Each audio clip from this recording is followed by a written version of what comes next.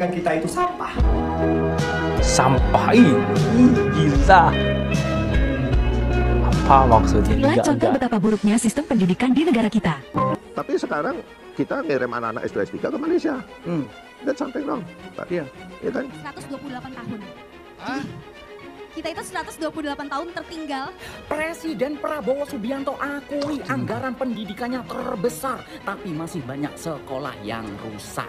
Iya. Teman-teman ASN dan juga menterinya ya. Kita di bawah Kementerian Pendidikan Tinggi, dosen-dosen dan para pendidik kalau ngelihat kalian semua berantem, apa yang jadi panutan untuk semua dunia pendidikan? Terdapat beberapa perbedaan antara sistem pendidikan di Indonesia dan Malaysia. Salah Jauh. satu perbedaan pendidikan di Indonesia dengan Malaysia adalah tercantum. Meskipun harapan lama sekolah Malaysia juga sedikit lebih tinggi, yaitu 13,5 tahun dibandingkan Indonesia yang 12,9 tahun. Nah, adalah keseluruhan, Malaysia unggul dalam hampir semua indikator utama daripada negara kita Indonesia, geng. International health insurance is widely accepted. Hai, assalamualaikum warahmatullahi wabarakatuh. Berjumpa lagi dengan saya, Merbat TV. Oke, apa kabar hari ini? Mudah-mudahan kabar daripada teman-teman semuanya semoga kabarnya sehat selalu, berkah umurnya dan selalu dipermudah segala urusannya oleh Allah. Amin, amin ya rabbal alamin. Oke, teman-teman, di sini ada sebuah video yang bertajuk tentang Pak Tua makin panas tengok sistem pendidikan Malaysia yang berkualitas dan dibandingkan dengan sistem pendidikan Indonesia yang tidak berkualitas tentunya, teman-teman. Ini videonya sangat menarik. Ini membahas tentang perbedaan sistem pendidikan di Indonesia versus sistem pendidikan yang ada di Malaysia, teman-teman. Kita ketahui sendiri, sudah kita ketahui dan banyak faktanya, banyak pengakuan, bahkan guru Indonesia yang benar-benar sudah berpengalaman mengajar di Malaysia itu menceritakan tentang fakta bagaimana sistem pendidikan di Indonesia itu benar-benar terbaik, dan kita Indonesia ini perlu belajar daripada negara Malaysia tentunya, teman-teman ya. Oke, sekali lagi buat teman-teman yang belum subscribe kepada channel ini, silahkan subscribe terlebih dahulu. Seperti apa videonya? Jom kita simak bersama-sama, let's go. Karena sistem pendidikan kita itu sampah. Sampah. Kok bisa begitu? Einstein pernah berkata, semua orang itu jenius. Tapi, jika kamu menilai seekor ikan dari kemampuannya memanjat pohon, maka seumur hidup ia akan percaya bahwa dirinya bodoh. Dan itulah yang terjadi di sistem pendidikan kita, guys. Semua siswa dipaksa mengikuti standar yang sama, diuji dengan cara yang sama. Seolah-olah kecerdasan itu cuma satu bentuk. Padahal, ada anak yang jago berhitung, ada yang berbakat di seni, dan ada juga yang tangannya terampil menciptakan sesuatu. Tapi kalau semuanya dipaksa untuk unggul di mata pelajaran yang sama, bukankah itu seperti menyuruh ikan atau burung atau kucing untuk berlomba memanjat pohon? Akibatnya, ya, banyak siswa yang kehilangan rasa percaya diri, merasa gagal hanya karena tidak sesuai dengan standar yang dipaksakan. Padahal, dunia butuh lebih dari sekedar hafalan. Dunia butuh kreativitas, inovasi, dan orang-orang yang berpikir di luar kotak. Mungkin sudah waktunya kita bertanya, apakah kita ingin mencetak anak-anak yang sekedar bisa menjawab soal ujian, atau generasi yang benar-benar siap menghadapi dunia nyata? Inilah contoh betapa buruknya sistem pendidikan di negara kita. Kita tuh nggak pernah serius dilatih di sekolah untuk kritis. Pendidikan kita tuh dulu itu tuh nggak melatih kita untuk mempertanyakan banyak hal. Anak yang suka nanya di kelas itu malah dulu tuh dicapnya nyusahin, bandel gitu ya. Jadi kalau anak yang kritis tuh justru malah pendidikan kita dulu nih itu tuh malah membuat anak itu malah dicapnya negatif. Menurutku itu. Jadi sejak terlalu lama nih kita berada di situasi pendidikan yang ketika kita bertanya malah dianggapnya nyusahin gitu. Saya dipukulin, Kak. Saya waktu SD dipukulin. Sama teman kelas saya karena nyusahin. Benar itu, Mbak. Karena nanya-nanya mulu atau iya, karena jadinya kayak pengen kelihatan pintar. Jadi kan stigmanya jadi terstigma seolah-olah gitu ya. Makanya saya jadi dia. Iya, kan? Saya sering. Ya, ini juga sama. Apa yang saya alami juga sama, teman-teman. Ketika mau pulang dan guru mengajukan sebuah pertanyaan, mungkin ada yang mau bertanya anak-anak misalnya. Ini pengalaman. Saya pernah ada di situ, teman-teman. Saya bertanya sampai jawaban dari pertanyaan saya itu dulu melebihi jam pulang. Itu saya dibenci. Seakan-akan tidak disukai. Apa kamu nanya begitu dan lain sebagainya. Sudah waktunya pulang masih aja begitu. Akhirnya minder, akhirnya malas bertanya dan down. Itu yang membuat salah satu pendidikan Indonesia itu ya kacau lah. Saya waktu SD sering dipukulin. Tapi sekarang kita ngirim anak-anak S2 S3 ke Malaysia. That's something wrong. Iya, ya kan? 128 tahun. Kita itu 128 tahun tertinggal dengan negara-negara maju.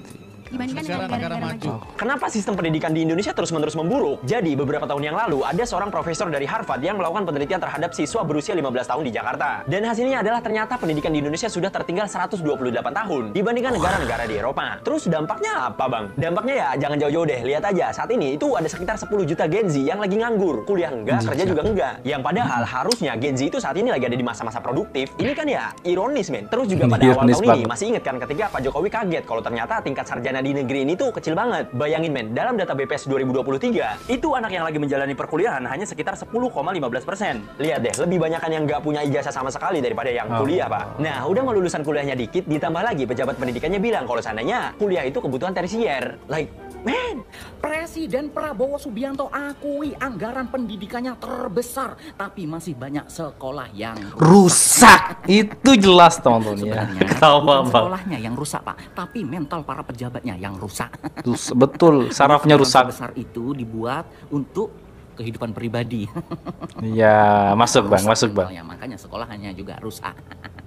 Udah banyak komentar tentang Bapak Prabowo Subianto, nanti dikira saya anak abah lagi. Iya, betul. Saja yang komentar ya. Terus ngapain masih bikin sekolah rakyat? Ngapain? Benerin tuh sekolah yang rusak. Negara besar tapi fasilitas pendidikannya kayak negara tertinggal. Tuh, Pak. Ya di orang Allah. dinas ketua yayasan dan Kepsek yang tahu-tahu aja. Iya, betul. Kepala sekolah. Banyak Kepsek itu kepala sekolah, teman.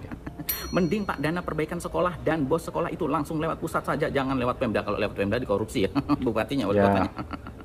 Tahu ya, makanya anggaran buat MBG mending buat bangun sekolah-sekolah yang rusak, kursi, meja dan fasilitas lainnya malah lebih berguna dan dapat dimanfaatkan jangka panjangnya.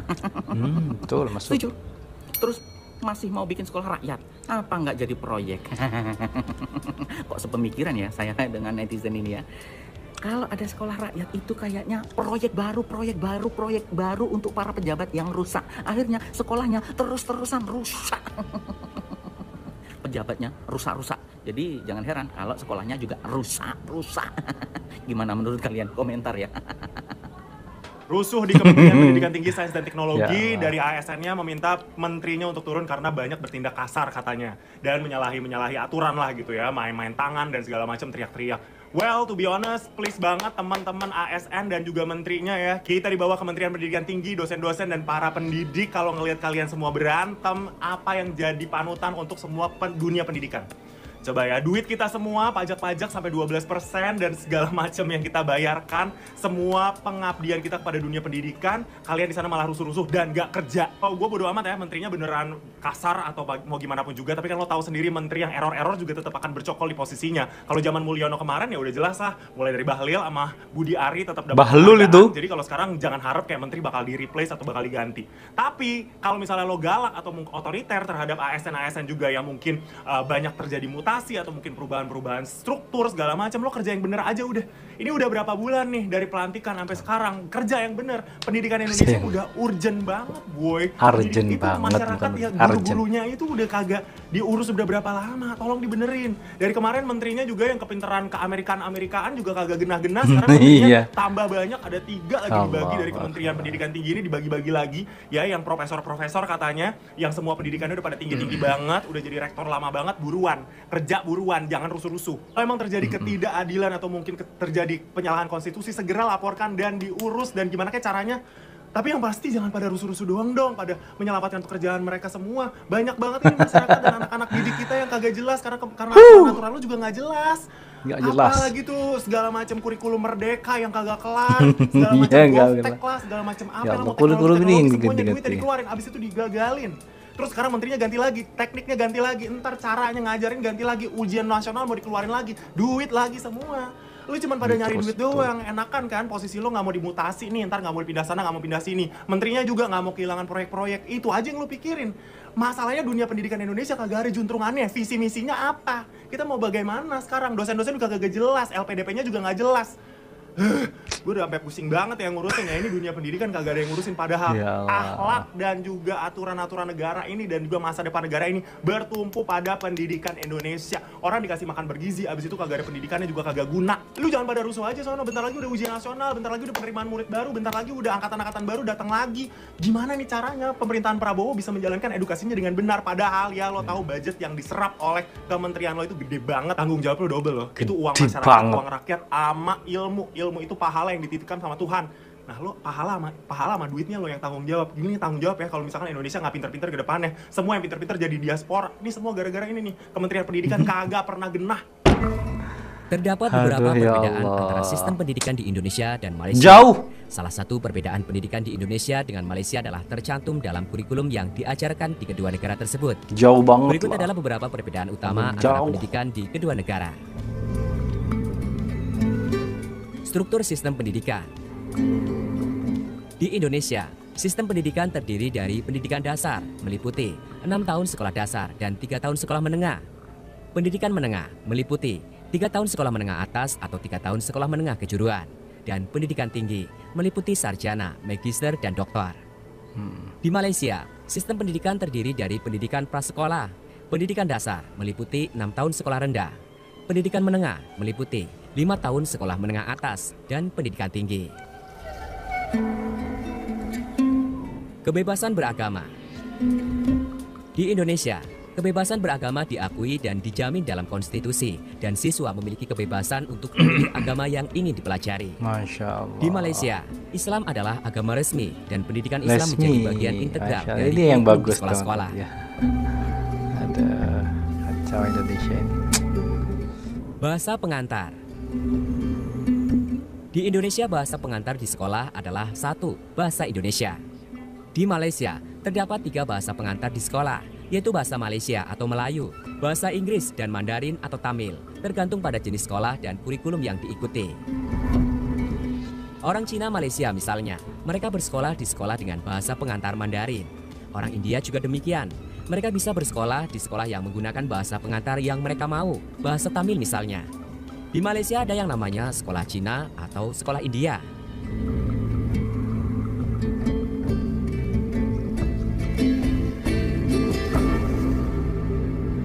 Kalau di Malaysia emang Islam ini menjadi agama paling utama ya, paling Banyak utama lah. warga Malaysia tidak Agama bisa Islam. bahasa Melayu. Hampir setengah warga Malaysia tidak bisa berbahasa Melayu. Hal ini dikarenakan Malaysia terdiri dari 3 bangsa, Melayu, India, dan Cina. Melayu, India, Cina. Warga Malaysia keturunan Cina misalnya, banyak yang tidak bisa berbahasa Melayu. Profesor Emeritus Datuk Dr. Teo Kok Seo, seorang pakar dari Malaysia, Teo Kok Seo. mengeluh soal negaranya. Profesor Teo mengeluh lihat kondisi negaranya. Menurutnya, bahasa Melayu sebagai bahasa kebangsaan hanya untuk orang Melayu. Sementara warga keturunan Cina dan India malah tidak bisa bahasa Melayu. Tidak bisa. Ia justru sering membandingkannya dengan Indonesia, di mana seluruh warga negara Indonesia fasih berbahasa Indonesia. Mau warga keturunan apapun, mau suku apapun, pasti fasih bahasa Indonesia. Tidak ada istilah sekolah Cina, apalagi India, semua bermerek Indonesia. Semua bermerek Indonesia. Ya, di Indonesia memang seperti itu ya. Masih menurut Profesor Teo, menurutnya ini karena beda dalam pendekatan. Indonesia menggunakan pendekatan asimilasi, sementara Malaysia integrasi. Dengan asimilasi, keturunan manapun wajib fasih berbahasa Indonesia. Dari SD sampai kuliah, mata pelajaran bahasa Indonesia tetap diajarkan. Sementara integrasi tidak mengubah asal-usul, hanya perpaduan saja. Orang Cina tidak dipaksa berbahasa Melayu. Orang India juga demikian. Bahkan boleh mendirikan sekolah berdasarkan kaumnya. Berdasarkan tahunnya. Sekolah Cina, di dalamnya semua berbahasa Mandarin dan aksaranya. Jangan heran, banyak orang Malaysia etnis Cina justru tak bisa bahasa kebangsaannya. Begitu Justru juga tak bisa keturunan berbahasa India. kebangsaan. Paling menyedihkan, Ya malah tak bisa Allah. menyanyikan lagu kebangsaannya sendiri yang berbahasa Aduh. Melayu. Kacau Indonesia kalau memang begitu. jauh lebih sukses menerapkan bahasa kesatuan. Jadi Bagus. jangan heran kalau di Indonesia ada banyak orang Cina tapi tak bisa bahasa Cina atau Mandarin. Tapi malah mereka fasih bahasa Indonesia. Bahasa Indonesia, dengan iya, tetap iya. memelihara dialek Hokiannya. Bahkan bahasa Indonesia medok ke Jawa-Jawaan pun banyak. Dalam hal ini- Orang Papua fasih bahasa Indonesia dengan tetap tidak meninggalkan bahasa lokalnya. Semua Ya, bisa fasih bahasa Indonesia. Namun tidak dengan Malaysia. Ketika orang Melayu berkomunikasi dengan etnis Cina dan India, bukan bahasa kebangsaannya yang dipakai, tapi bahasa Inggris. Wajar Tapi bila bahasa ada yang Inggrisnya. mengatakan Inggris sukses menginggriskan Malaysia, sementara Sukses di Indonesia, menginggriskan. Belanda gagal membelandakan Indonesia. Itu bedanya berarti ya, dari sistem segi bahasa.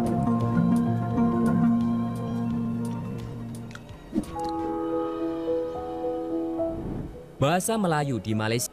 Oke teman-teman semuanya, itulah video reaction hari ini. 182 tahun Indonesia itu, pendidikan Indonesia tertinggal jauhnya teman-teman ya. Gila, 180 tahun tertinggal sampai detik ini.